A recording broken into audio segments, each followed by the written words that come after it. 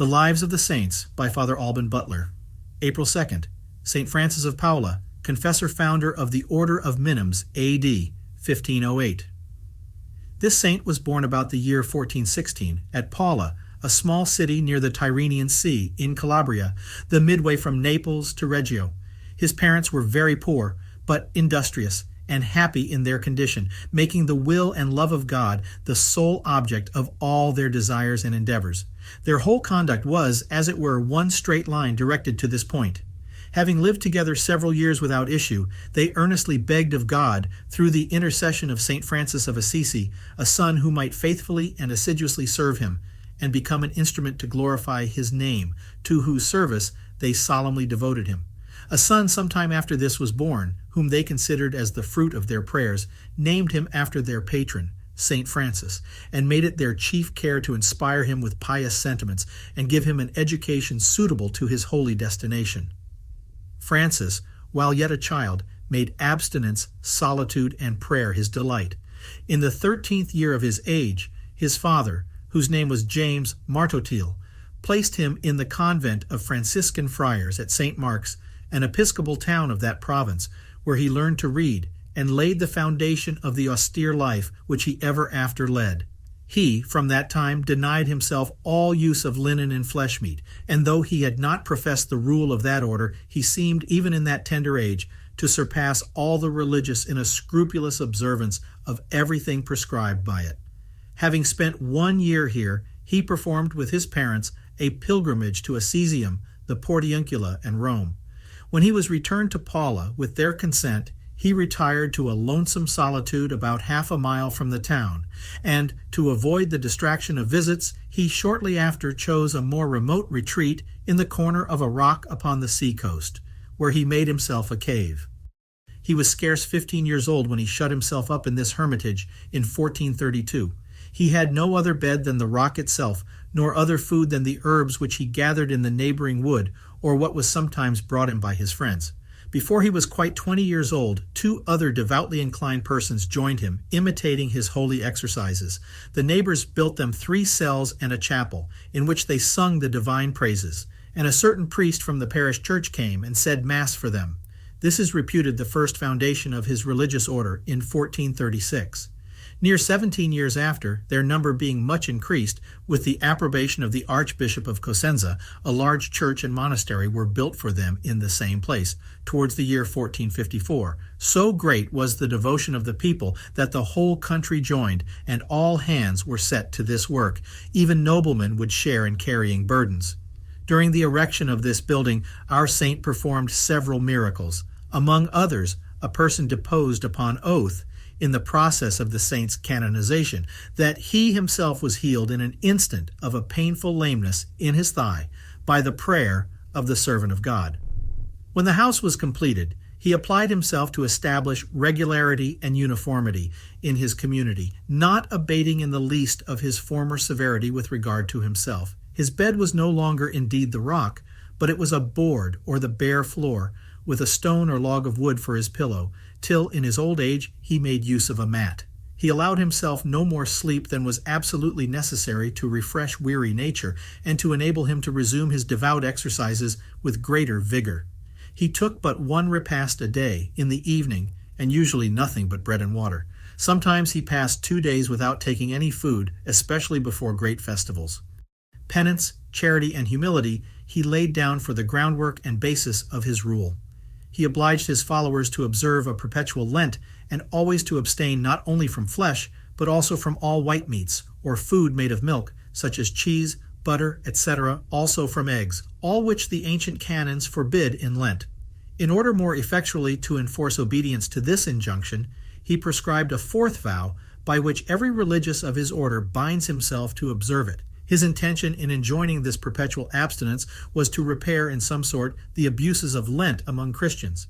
He always lamented to see that holy fast so much relaxed by the mitigations which the Church has been obliged to tolerate in condescension to the lukewarmness of the generality of her children. He hoped also, by example, to open the eyes of the rest of the faithful, to whom the sight of such a perpetual Lent, compared to their remissness in one of only 40 days, might be a continual reproach and silent preaching, perhaps more effectual than by words. The saint took charity for the motto and symbol of his order, to show it was to be its soul, and its most distinguishing characteristic, whereby to signify the intimate union of all its members, not only with one another, but with all the faithful, by their ardent love of God, that divine flame which glowed so warmly in his own breast, and which he eagerly endeavored to kindle in all others. Humility, however, was his darling virtue. The greater he was before God, and the more he was distinguished in the sight of heaven, the less he appeared in his own eyes, and the more he was exalted among men, honored and reverenced by popes and kings, the more earnestly did he study to live concealed and to debase himself beneath all creatures. It was his fondness for living concealed, unknown, and entirely forgotten by all men, that inspired him with the design in his earliest years of burying himself in a desert, in which part of his life we know nothing of his sublime contemplations and his heavenly raptures, or of his severe penance, emulating the Eliases and the Baptists, because he sought to live hidden from the eyes of men, according to that maxim of true humility, love to be unknown. Nor did he only seek to conceal himself and draw a veil over his other virtues, but also over his humility itself. And humility which sets itself forth with an exterior show of piety, which draws respect and receives honor, is generally false, only the shadow of that virtue, and in reality a subtle, refined pride. At least it is always dangerous and much to be suspected. But the humility of Francis was both true and secure, because hidden. When God discovered him to the world, the saint conversed with it so as always to retain the same spirit.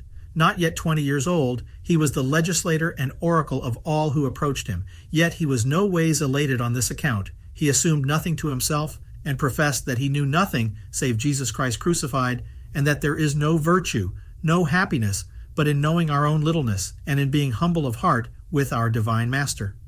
By this humility he was filled with the Spirit of God, and by a wonderful prodigy of grace, at 19 years of age, became the founder of an eminent religious order. Other orders have their principal end and distinguishing characters, some being remarkable for their poverty, others for austerity, others for prayer, holy zeal, etc. That of St. Francis of Paula eminently includes all the above mentioned, but to show his value for humility, which he most earnestly recommended to his followers as the ground of all Christian virtues, he gave them a name that might express it, and begged of the Pope, as a singular privilege, that his religious might be called minims, to signify that they were the least in the house of God. Moreover, as in every community there must be a supreme, St. Francis would have the superior of each house in his order called corrector, to put him in continual remembrance that he is only the servant of all the rest, according to that of Luke 22, "He who is greater among you, let him be as the least." But the more this saint humbled himself, the more did God exalt him. The Archbishop of Cosenza approved the rule and order of this holy man in 1471. Pope Sixtus IV confirmed it by a bull, dated the 23rd of May in 1474, and established Francis Superior General. This order was then chiefly composed of laymen, with a few clerks, and only one priest, Balthazar d'Espino, Doctor of Laws, afterwards confessor to Innocent VIII. About the year 1476, the saint founded another convent at Paterno, on the Gulf of Tarentum, and a third at Spezza, in the Diocese of Cosenza. In the year 1479, being invited into Sicily, he was received there as an angel from heaven, wrought miracles, and built several monasteries in that island, where he continued a whole year. Being returned into Calabria in 1480, he built another at Corigliano in the Diocese of Rossano. Ferdinand, King of Naples, provoked at some wholesome advice the saint had given him, and his two sons, Alphonsus, Duke of Calabria, and John, Cardinal of Aragon, persecuted him. But his third son, Frederick, Prince of Tarentum, was his friend. The king, alleging that he had built monasteries without the royal assent, ordered a messenger to apprehend him at Paterno and bring him prisoner to Naples. But the officer, approaching to seize his person, was so moved at his humility and the readiness with which he disposed himself to follow him that, struck with awe, he returned to Naples and dissuaded the king from attempting anything against the servant of God. The holy man was favored with an eminent spirit of prophecy. He foretold to several persons in the years 1447, 1448, and 1449 the taking of Constantinople by the Turks, which happened on the 29th of May in 1453 under the command of Muhammad II, when Constantine Palaeologus, the last Christian emperor, was slain, fighting tumultuously in the streets. He also foretold that Otranto, one of the most important places and keys of the Kingdom of Naples, would fall into the hands of the same infidels. 3 months before, Akhmat Bacha surprised it on the last day of August 1480, to the great consternation of Italy and all Europe. But the servant of God promised the Christians, especially the pious John, Count of Arena, one of the generals of Ferdinand I, King of Naples, certain success the year following, when they recovered that city and drove the infidels out of Italy, their victory being facilitated by the death of the Turkish emperor and a civil war between the two brothers, Bajazet II and Zizimis. The authentic depositions of many unexceptionable witnesses, given with all the formalities which both the civil and canon law require, prove these and many other illustrious predictions of the holy man on several public and private occasions, with regard to the kings of Naples, Ferdinand I and Alphonsus II, and Louisa of Savoy, Countess, afterwards Duchess of Angoulême, mother of King Francis I in France, and many others. Lawrence, Bishop of Grenoble, of the most noble house of Alamans in Dauphine, uncle to the most valiant and pious Captain de Bayard, in his letter to Pope Leo X for the canonization of St. Francis, writes, "Most Holy Father, he revealed to me many things which were known only to God and myself." In 1469, Pope Paul II sent one of his chamberlains, an ecclesiastic of the noble family of Adorno in Genoa, into Calabria, to inform himself of the truth of the wonderful things that were related of the saint. The chamberlain addressed himself to the vigilant Archbishop of Cosenza, who assured him, from his own intimacy with the saint, of his sincere virtue and extraordinary sanctity, and sent one of his ecclesiastics, named Charles Pirro, a canon of Cosenza, a man of great learning and probity, to attend him to Paola.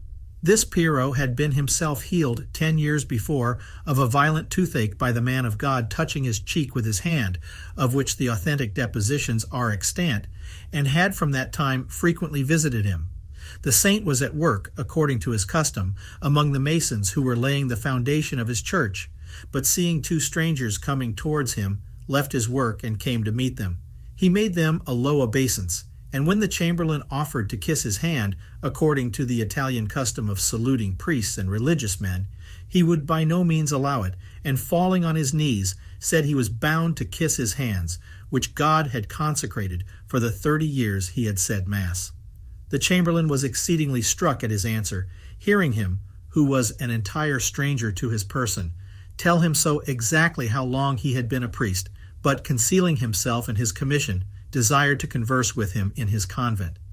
The chamberlain, who was a very eloquent man, made him a long discourse in which, to try his virtue, he censured his institute as too austere, spoke much on the illusions and dangers to which extraordinary and miraculous gifts are liable, and exhorted him to walk in ordinary paths trodden by eminent servants of God.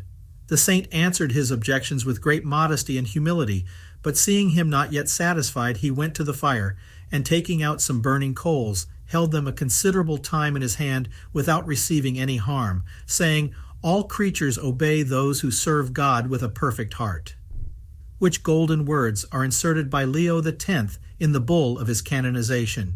The chamberlain returned to Cosenza full of veneration for the holy man, and told both the archbishop and his holiness at his return to Rome that the sanctity of Francis was greater than his reputation in the world. A youth, nephew to the saint, being dead, his mother, the saint's own sister, applied to him for comfort, and filled his apartment with lamentations.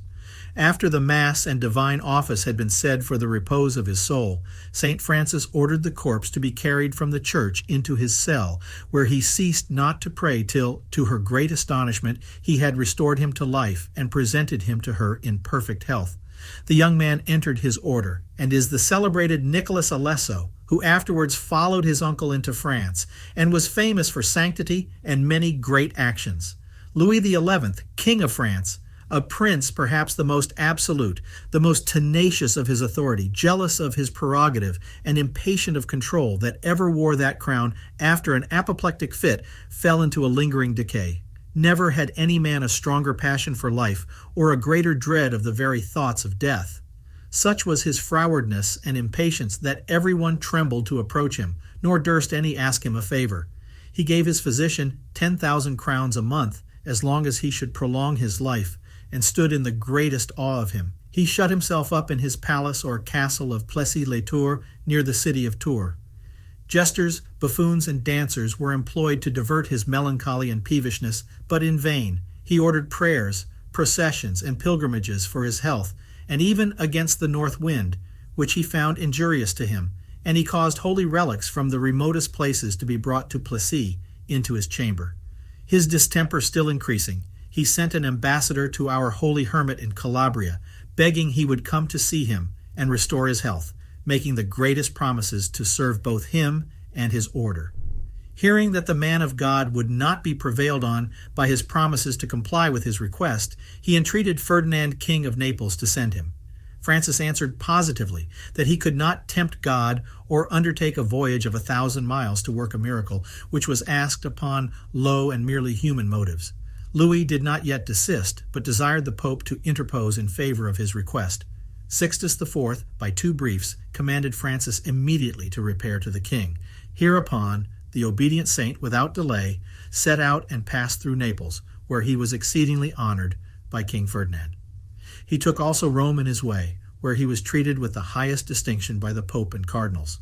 Embarking at Ostia, he landed in France, and cured many sick of the plague in Provence as he passed.